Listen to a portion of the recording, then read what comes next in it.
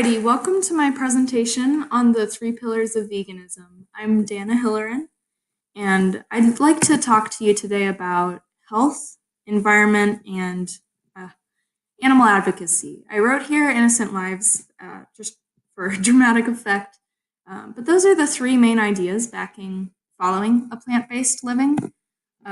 So here, I do want to quickly address the myth that you cannot be super strong on a vegan diet, that it's only for the skinny.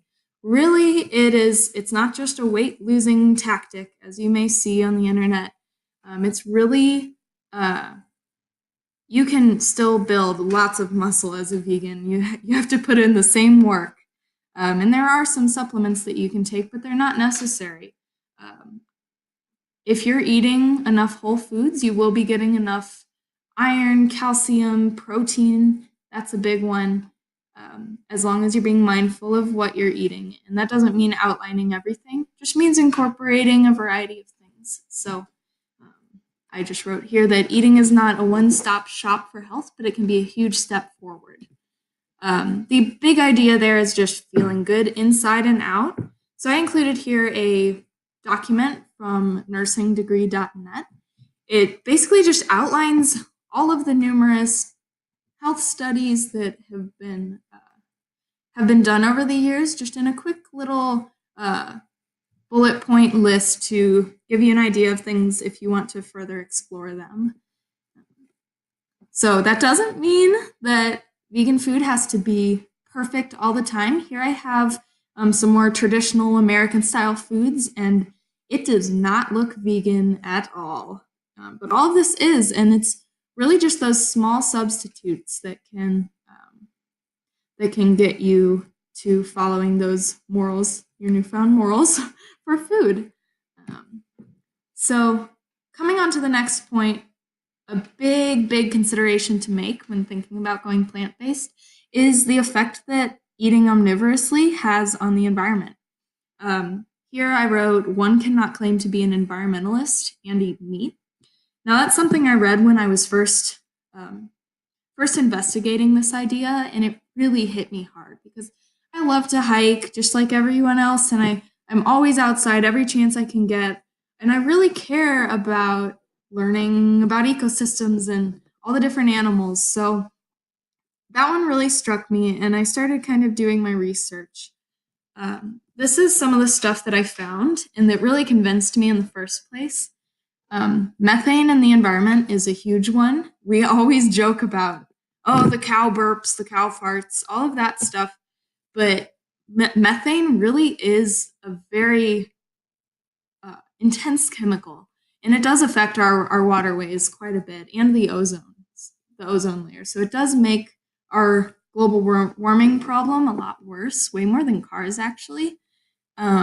So talking about factory farmed animals specifically in the United States, we have the statistic here that over 1 million tons of manure is produced every day, which is 3 times what the human population in the United States can produce. And human poop, way less toxic and not nearly as much methane. So you really are not only creating more material to wash into our waterways and float on up to the sky, but it's much more worse than what is coming out of humans' bottoms. So from there, we look at other issues in environmentalism. So a big one is grazing, and a lot of land is necessary for that. So when you are at the grocery store and you want to buy grass-fed, that might be ethically better. The animal may have been happier, or it may have not been. Some of those factors can be fudged in the industry, but the idea here is that it's a huge source of deforestation, even in the Amazon, so far removed from here, and in the United States as well. But it is not good for our land and natural areas. So a lot of us will try to take as short of shower as possible if you are into environmentalism. Not to say that's a bad idea, but even eating 1 pound of beef would take, or use to create that pound of beef, it would take 1,500 gallons of water. water. We think of water as being at our fingertips, but if you do think about how many places are still lacking of clean water, and just the industry that goes into getting water moved around and in the right places, it's a big deal. And a lot of that does go to our factory farms, a lot. So think about that the next time you eat a quarter pounder. It is costing you 25 showers, or costing the world rather 25 showers. One way that I try to stay vegan on the road or just even out and about is with happycow.com. It does not have to be as hard as we think.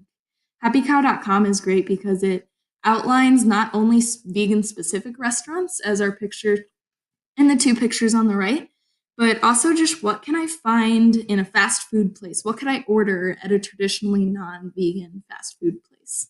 I mean, it'll give you options there too for whatever is around your location. So I highly recommend that website if you're interested. Vegan on the trail, I included some pictures to kind of be funny.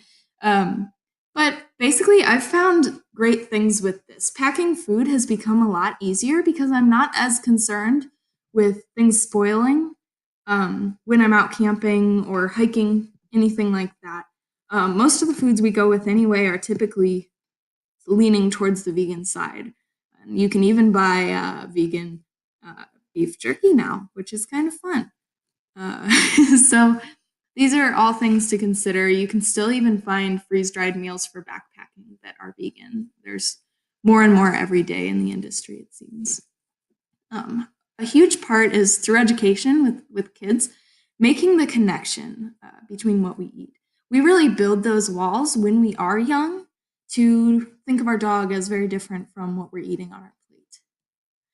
And that can be problematic as an adult to escape from.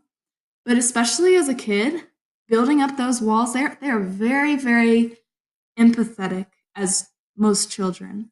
And here on the left, I have some of the favorite foods of my middle school art children that I was teaching last year.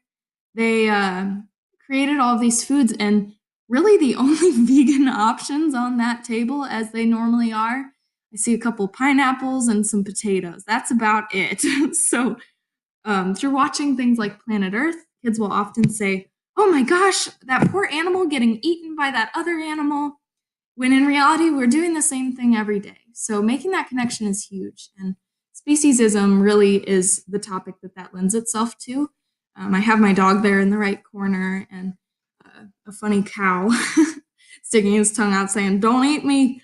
But speciesism is basically the idea that all animals are sentient and their purpose is not to feed us. Whether or not they are bred to feed us is a different story.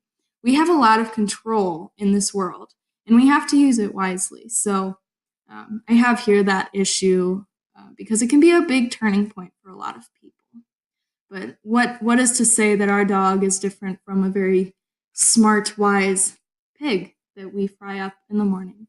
So in conclusion, being vegan is not nearly as hard as it may seem. Even the price really evens itself out with how much money you save buying mostly produce, eating in a little more frequently. There's always options for little treats to throw in there, but being vegan can be such a wonderful thing to make your body feel great and to make the earth more healthy, or at least less deteriorating, and just for all of the lives that we share this world with. So thank you so much for listening. Here's some of the websites that I referenced, and I hope that you get a chance to check out the 57 health benefits and consider introducing this lifestyle into your own day. Thank you so much. Have a good day.